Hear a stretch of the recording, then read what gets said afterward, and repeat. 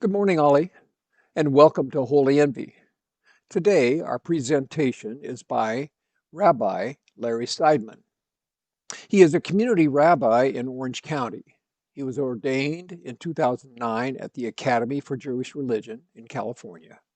Currently, he serves as chaplain in the Orange County jail system and officiates at weddings and other services for the unaffiliated in Orange County and for diverse small Jewish communities around the world. In a previous lifetime, Rabbi Larry was an aerospace engineer, earning a Bachelor of Science in Electrical Engineering at the Cooper Union and a PhD from the University of California, Berkeley. He worked at several major aerospace and communications companies and presented numerous technical papers and lectures. He holds 2 patents. He retired from the Boeing Company in 2007 as a senior manager. So, Ollie, welcome Rabbi Larry Seidman. Larry. So I think the question of, what do things mean and what do you believe is the interesting question for me. I was raised as an engineer all my life, and I don't go with faith. The idea of believing in things that don't make any sense to me doesn't work. But I believe also that most people do experience something more than the material physical things of the world. And I find more and more, many young wedding couples who I meet say something like, I'm not religious, but I'm spiritual. And I think many of you believe, the question is believe what you do believe, and not to feel forced into a choice of, I don't believe in God, I believe in irrational things.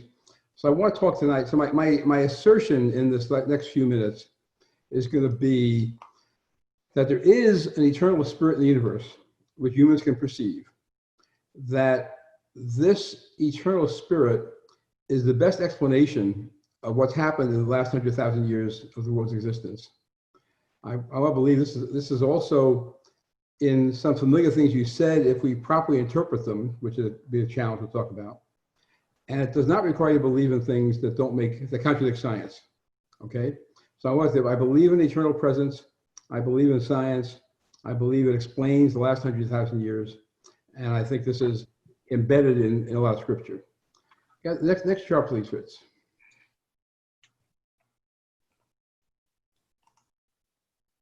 So if you read Genesis 1 and 2, Genesis 1 tells the story of the 7 days of creation. We all know that story, I'm sure. I'm not going to talk about that. Genesis 2 has a second story of creation. God makes mankind for the first time. And it says, Lord God formed man out of the dust of the ground and breathed through his nostrils the breath of life, and man became a living soul. And in Hebrew, breath of life, nishma chayim, and living soul, nefesh chaya, those words are very hard to interpret. There's many understandings of that. But I think the question I want to talk about now is, how is a human being different from all other creatures? And I want to assert that human beings have a soul, but what does it mean to have a soul? What does that really mean?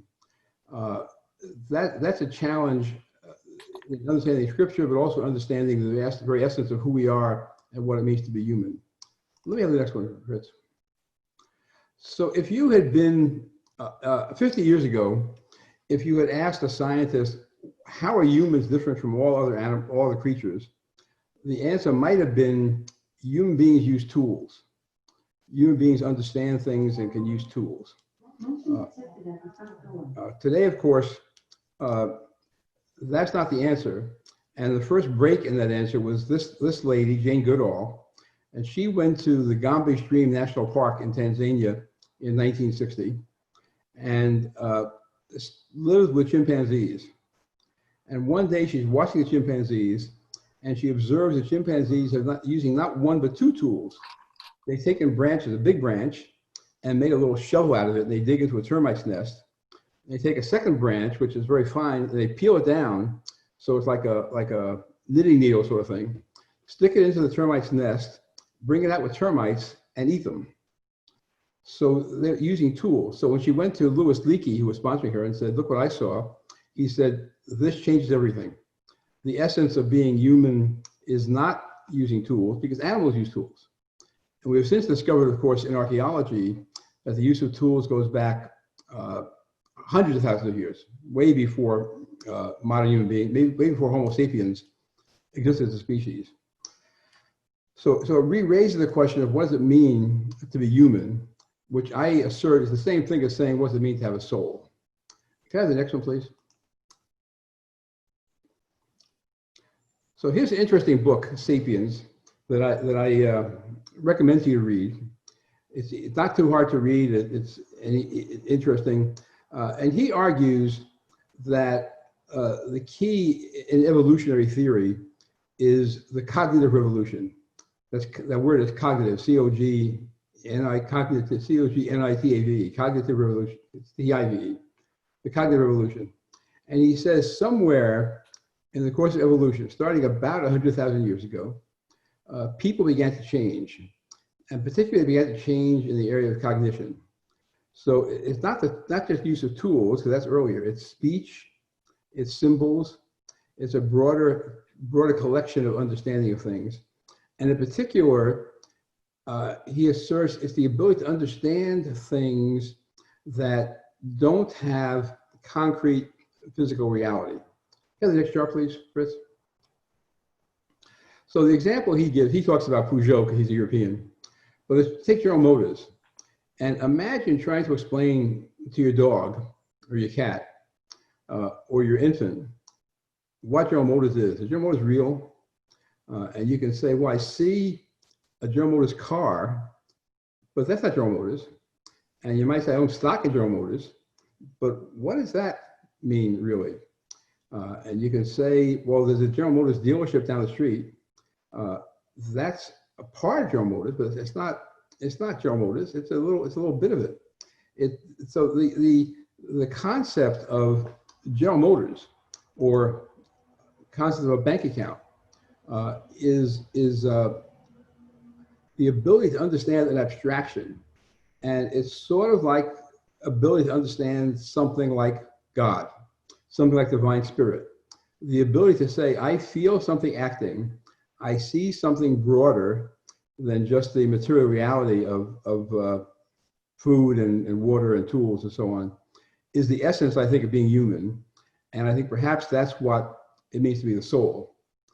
So let me go to the next chart, please. So this little carved piece of stone is 73,000 years old. It comes from a cave in South Africa called Blombus. And people use tools. They carve stone to use as hammers, to use as various kinds of things, going back hundreds of thousands of years ago. What's unique about this stone is the cross-hatching. The lines that are cross-hatching are not functional lines. They're not functional. There's no function attributed to those stones. So why are they there? Why is the extra thing there? And this is probably the first evidence that human beings or any animal did something which had no functional purpose. You might today call it art. You might today call it divinely inspired. You might say it's more than the physical world. So I want to assert that it indicates the beginning of a broader kind of human thinking, of thinking that there is more to the world than physical reality. There's more to life than just feeding ourselves and keeping warm and protecting ourselves from predators. So 73,000 years ago is probably the first concrete evidence we have of people doing this. Now, for those of you who study this area, there's never any one point. I'm showing this piece from Blombus. There are other pieces around the world of similar age, some may be older, that are reflect the same thing. But the point is that human evolution, there's a transition occurring roughly 100,000 years ago, roughly 70,000 years ago, that begins to perceive something more than the material reality. And I think that's the key milestone that I want to point to here, that human beings are distinct from previous species because they're perceiving something more than the physical reality. Next chart, please, Fritz. Now this is a cave painting from the Indonesian cave in Indonesia about 40,000 years ago. And of course they had no writing at that point. But if you look at the handprints, this is analogous, I think, analogous to saying I was here, right? One of the first things people did was put their hand on the wall, and there are two kind of styles of doing this. One was to make a style of paint, dip your hand in the paint, plaster on the wall, and say, I was here. The other style is people would take a straw, take a stem of a plant, hollow it out, and put the hand on the wall and use the straw to blow paint to fill the space around it. So some of these are like white paint on a dark horizon, some of these are red paint around the hand. But this is, again, a critical step in saying there's an awareness of personal identity and awareness of permanence and a sense of something more than physical reality, some sense of identity, I'll say soul, that I'm here and I want my presence to last longer than my life here on earth. Yeah, the next one, please, Fritz.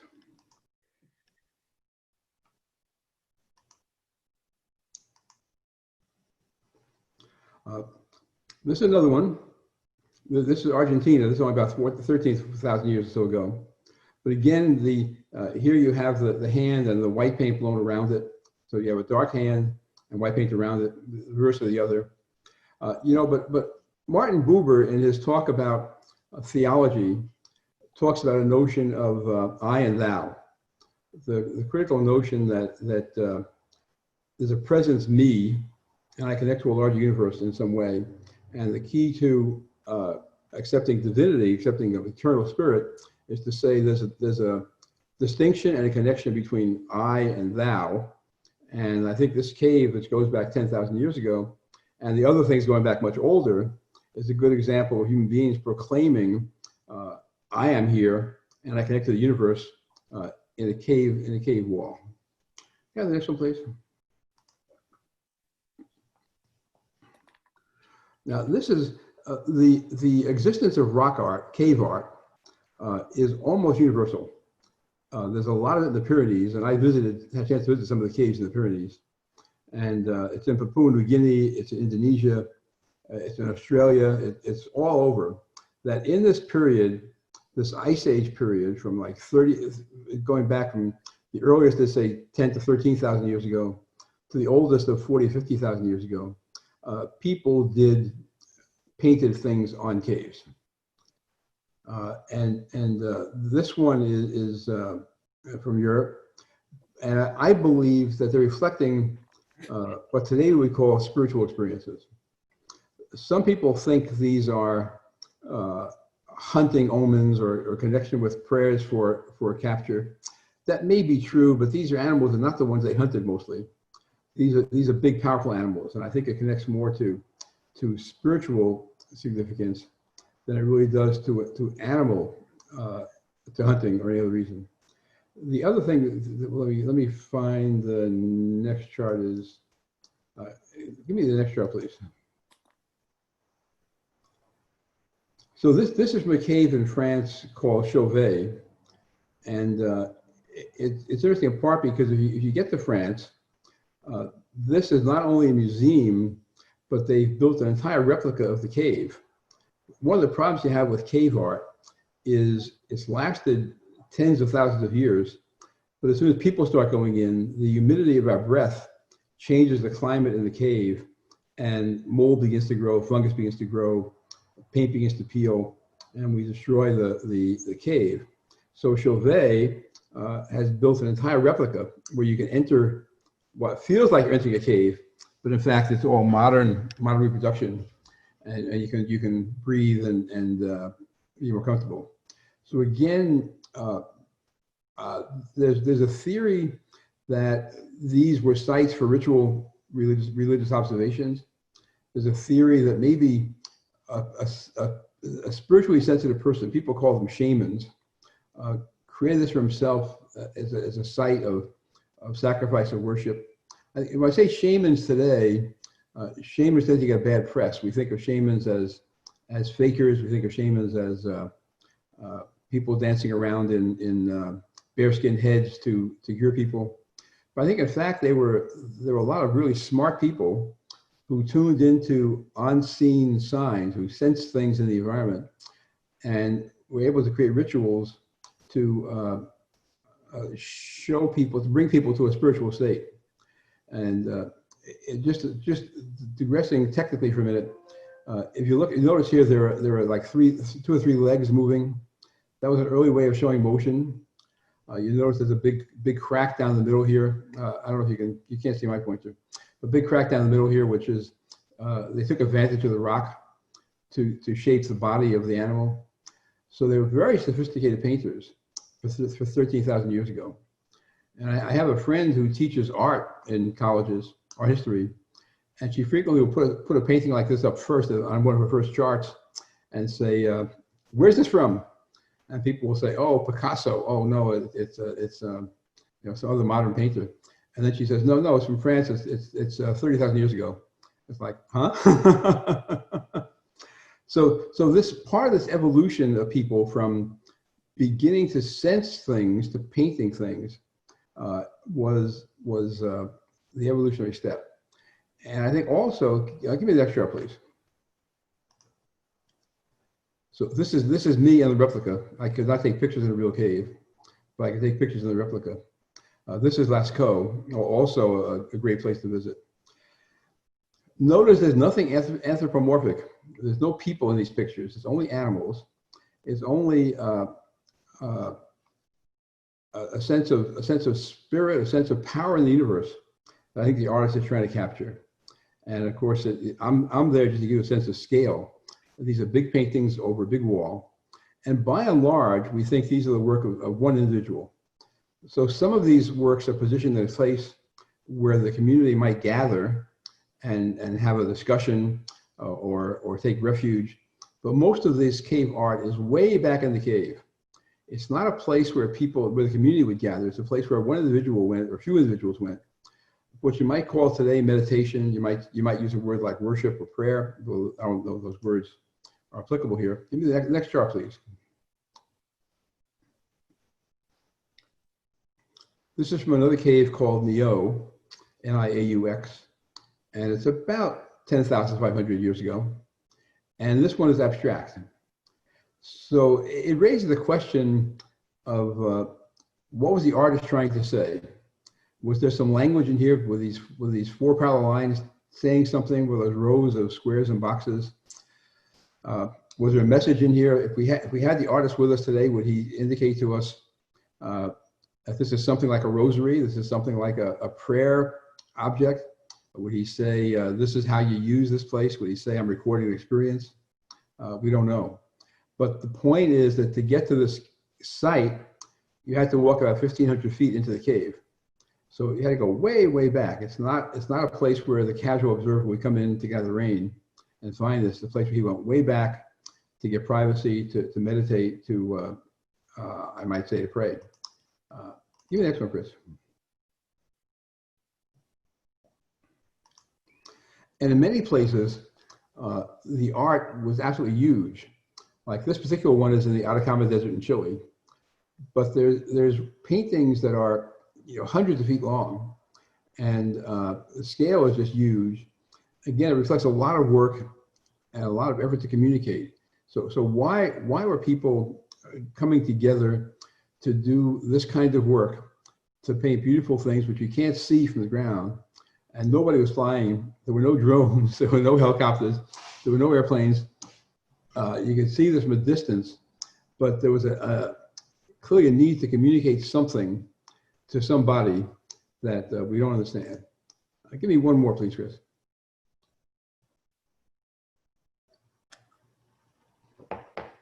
So this is a carving. It's often called the Venus figurine for obvious reasons. And it's obviously a rotund woman, but it's dated to about 40,000 years ago. And it's one of the earliest presences of modern man in Europe. And it's made of ivory. So again, it's the beginning of people capturing, I think, we'll say more about this later. The sense of the female, the notion of spirit as fertility, spirit as the eternal motherhood, but 40,000 years ago. So not only people had the sense back then of something permanent in the universe, some persisting spirit, but also this technical skill to take a piece of, in this case, an animal bone, and carve mammoth ivory piece, and carve this kind of figure. So give me the next one, please, Chris.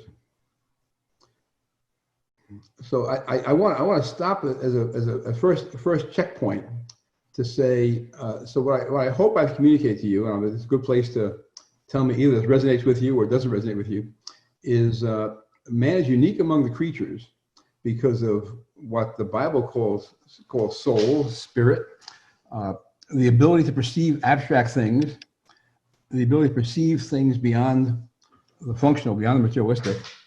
And I'm going to use the phrase a transpersonal eternal presence. I assert that people are able to perceive a transpersonal eternal presence.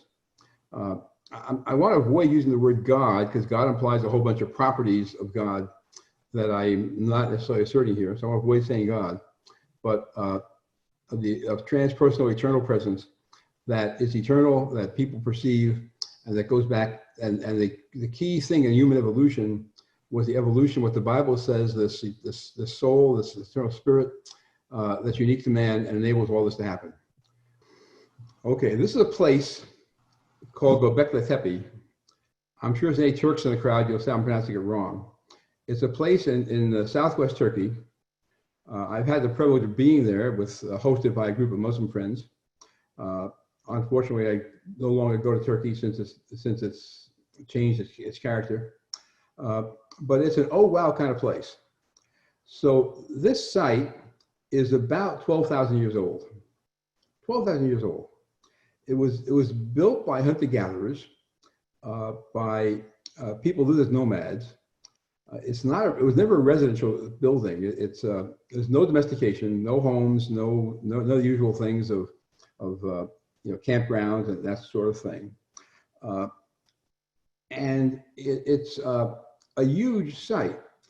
It's 1,000 years older than the ancient Jericho. And it's right around the beginning of agriculture. And the archaeologists who discovered the story is they did an inventory of all the historic sites in Turkey.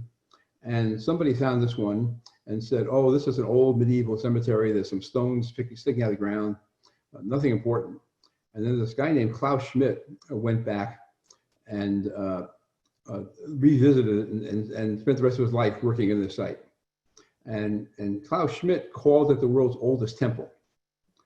And again, I think the same idea of the sense of divine, perhaps a God concept, here manifested in huge physical structures. So give me the next shot, please.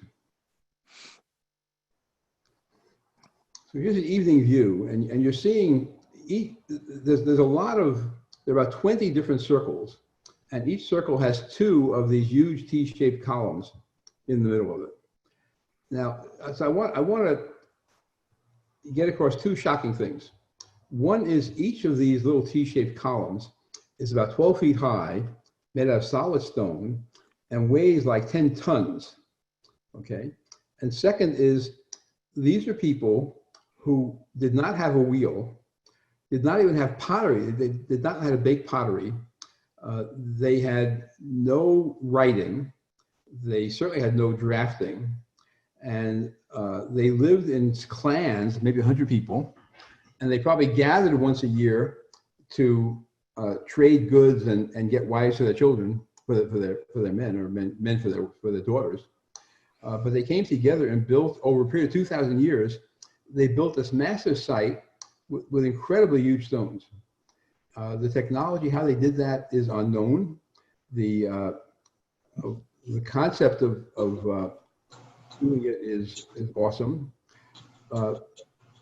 The idea of building high, even the Bible talks about worshiping on high places. So the idea of finding a high place, sensing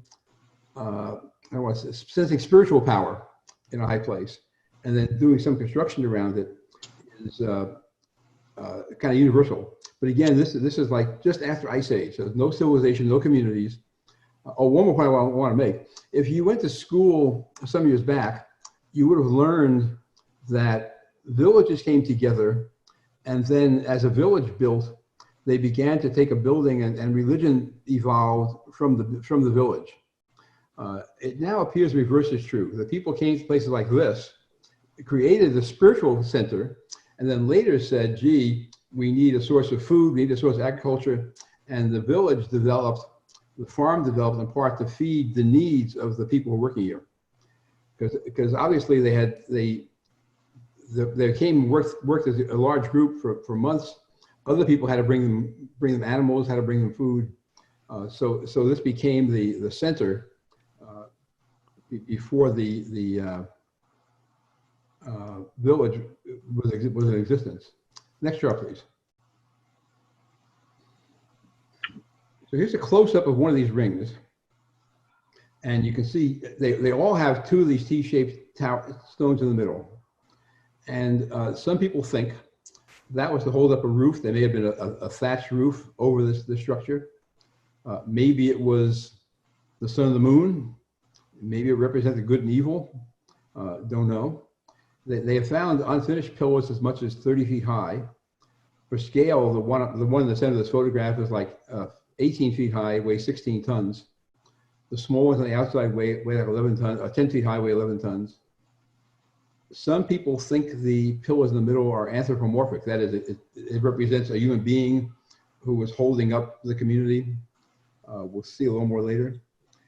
Maybe, but again, there's no evidence of food animals here. It's not sculpture of deer and things, fish things they might have eaten. And again, there's no burials here, so it's not a burial site. Perhaps it was an animistic religion. But let me go to the next chart, please.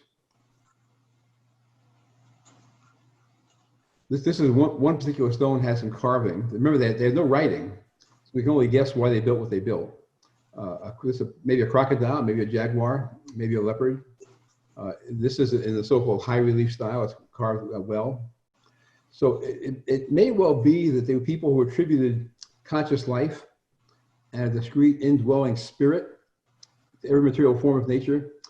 Plants and stones maybe were live, celestial bodies, natural phenomena, storms, earthquakes, etc.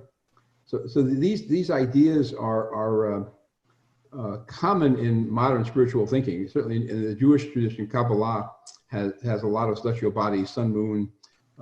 The modern astrology echoes these feelings. And I think for those who think of God as a moving physical force, these ideas maybe are troublesome. We think of God not as the miracle worker, but as a spirit people can sense. And if you say what these people are doing is experiencing, should I say a divine spirit, experiencing the universal spirit, and trying to reflect back what this means in terms of material structure, then we can see a universal presence showing itself here. It also may be this was an ancestral cult of some kind, that they were worshiping departed leaders and veneration of ancestors. Maybe this crocodile here was the spirit of some leader. But I think that give me the next chart, please, Fritz. So again, the scale, the red shirt in the background here is my wife. So you can get some sense of how big this is. This is one circle, and you can see in the background there's like 20 of these circles. It appears that people built them and then later filled them in one by one and built another one. So we don't know if something changed in their spiritual structure, or if they just was used up, or what they did. It was filled in on purpose. But there may have been 500 people working at one point in time. The complexity is equal to that of the pyramids, but it was 7,000 years earlier. And of course, as you're clearly aware, everything I'm telling you is very speculative. And if you read publications, people keep opening these things and finding more things and speculating more. If you Google Göbekli Tepe, Gobkle, new word, TEPE. You'll find dozens of books and magazine articles and websites about what this is and what it means. And people found bones of animals, suggesting people came from 100 miles away. They brought their own food, brought their own animals with them. So people talk about the power of religion to move mountains. And here's an example where I think is the power of religion and actually moves the mountain, builds a mountain here. One more chart, please. So this is what people think the first few circles will look like if you were here 11,000 years ago.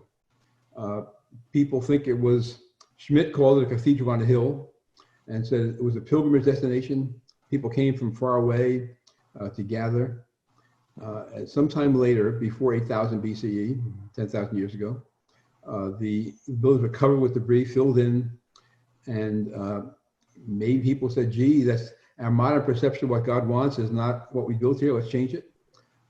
There's a series of other communities in this area of Turkey, but now Turkey, the Valley Kori, you may have heard of Çatalhöyük, that evolved from this concept into residential facilities, but kept many of the what I might call spiritual signs, the carvings on the walls, the notions of these T-shaped pillars went on.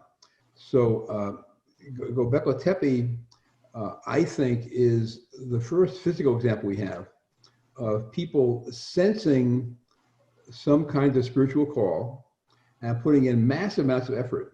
It's a multi-generational activity. Remember, no writing, no pottery, no wheels, no tools. And people heard a call. They gathered from large parts of the world, came together and build this huge thing, domesticated animals just to bring animals in live on the hoof, and build the site. Give me the next chart, please, Fritz. So summarizing this, I think it's clear that large groups of hunter-gatherers, and people lived in clans. A clan might be 20 people, might be 100 people, but certainly not a big workforce. And they came together from 100 miles around or more to build these, to do this massive project. It took thousands of laborers over thousands of years. No idea what their theology was, but in terms of this temple clearly preceded the village, and it clearly spurred domestication to supply the village, supply the project, right? So if you're working on digging a big stone, I've got to be bringing in a cow every day to keep you and your colleagues alive.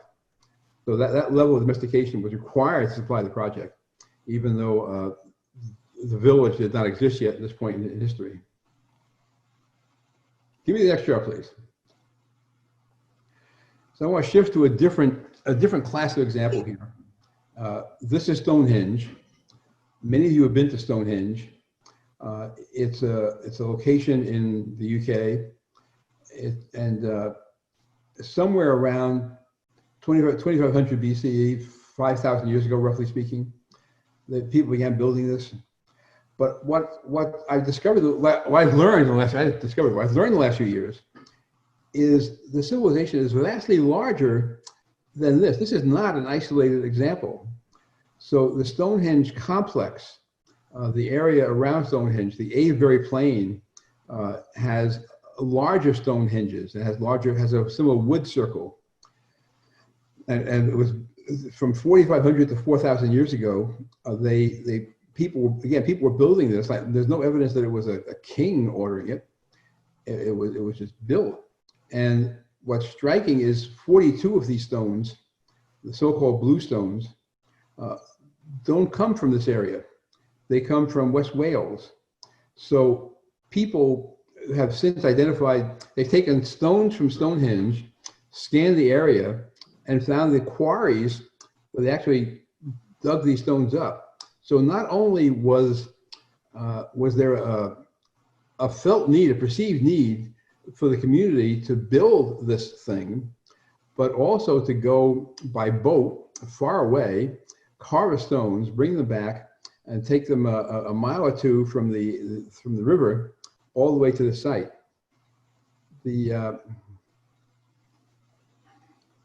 Next chart, please. This is a ring called the Ring of Brodgar, and it's on what's called the mainland, which is the largest of the Orkney Islands. So it's actually on an island in the Orkneys, and there are dozens of these sites around, or hundreds of these sites around the British Islands. This one is 340 feet in diameter. It's exactly the same size as two circles at Avebury, which is not Stonehenge, but 20 miles from Stonehenge in the community of Avebury. There's two more circles of exactly the same size, 340 feet. So clearly there was some communication, some commonality of what they perceived to be the requirement, what they built. And they built two in Avebury and one here in the Orkney Islands. And it's estimated that there's about 4,000 of these circles around Western Europe, mostly British Islands, some in France. About 1,300 remain, and I visited about 6 of them. But if you're in Wales or Scotland or the UK, and you go to your local tourist office and say, I want to see a stone circle, they'll give you a map saying, here are the 10 stone circles nearest to this area. And again, the question is, what prompted people to build these things? You can take a high place, you can see it's a high place again, to build the stone circle. And I think you can only say some kind of divine sense did that. You can have the next chart, please, Fritz. So this is my conclusion about this last 2 sets of charts we've looked at, is that people somehow hear the need to do the right thing. They're inspired to build something. They somehow know what it is, and they put massive amounts of effort applied to what to me, to us today, is an unclear purpose, but to them was a very important priority. And not only to build a stone, but to build a stone today, you might say, out of sacred material, to go get that blue stone from 20 miles away and bring it all the way here, because the normal stone is not enough to do that. If you go look at synagogues, it's not uncommon to see a synagogue faced with Jerusalem stone, where they bring in stone from Jerusalem to reflect that same tie to the Holy Land, to a holy purpose. So again, I think it's the need to do the right thing and the massive effort applied to unclear purpose. So Mother Nature. This is about 40,000 years old carving of Mother Nature. And I think the perception that the feminine, the mother, the source of fertility, the source of the next generation, has long been present in any thinking community. Give me the next chart, please.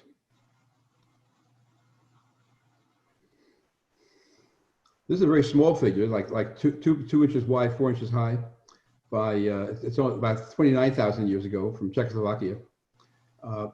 But it's again another step in this process of associating divine power, spirituality with fertility.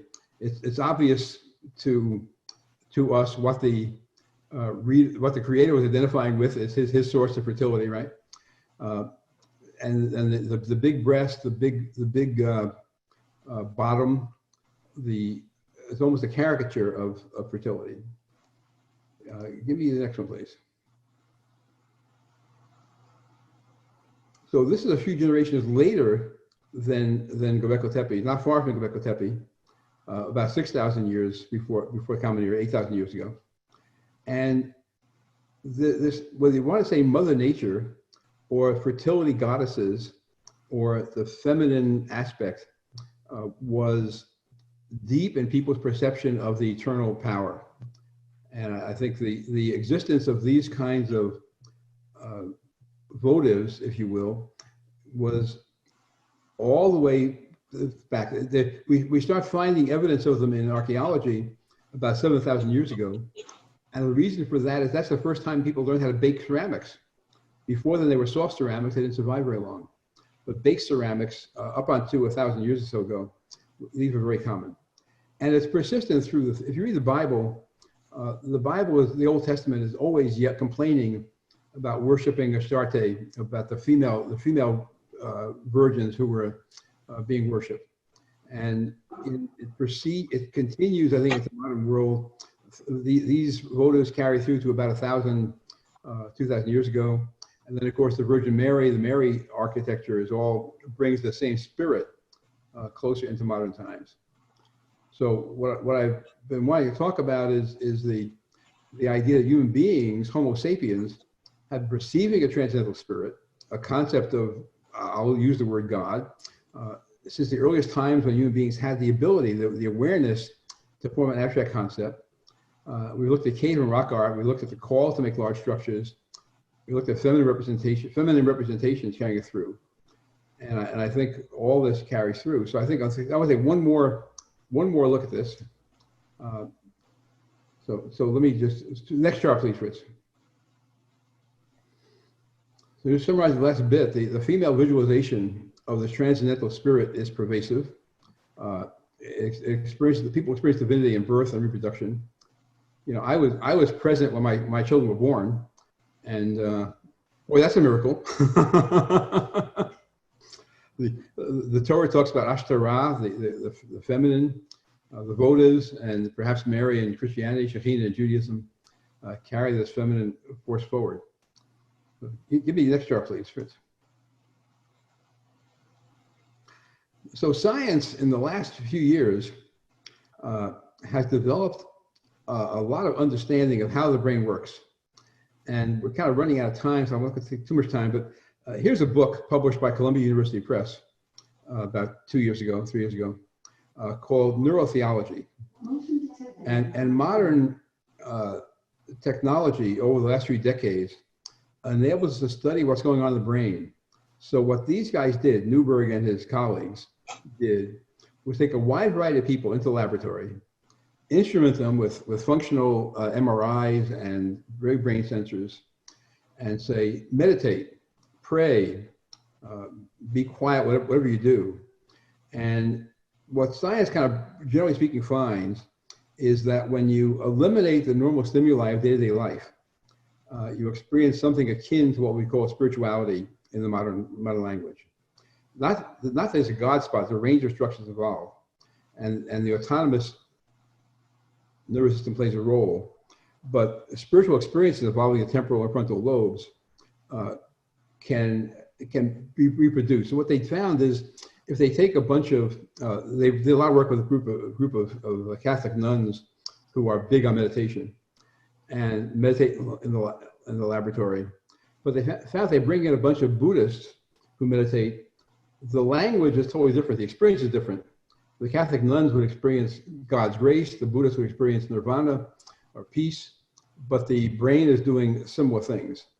So they argue in neurotheology that the architecture of the brain is lined up with this notion of soul, lined up with the experience of a divine, and that this comes together in making us who we are, and producing the spiritual experience, divine experience, if you will, is intrinsic to the spiritual understanding. I want to take a few minutes more and talk about modern religion, if you will. And I want to focus on the next chart. Yeah, please, first. Deuteronomy 6:4. So if you're Jewish, this is the Shema, and Jewish tradition says you say this twice daily.